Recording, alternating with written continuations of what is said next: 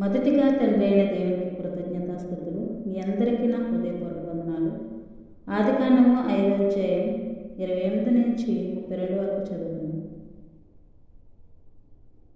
లేమెకు 182 ఏళ్ళు బ్రతికి ఒక కుమారుని కని, భూమిని యెహోవా శపించినందువలన కలిగిన మన చేతుల కష్టం విషయంలోనూ మన పని విషయంలోనూ ఇతడు మనకు నెమ్మది కలుగజేయననుకుని అతనికి నోవాహు అని పేరు పెట్టాడు.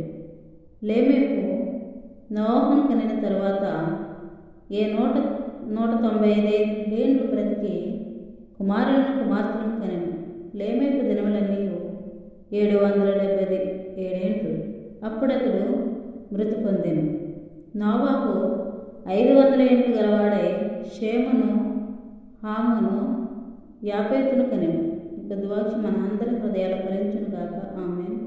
మనందరినీ దేవుడు దీవించి ఆశీర్వదించును గాక.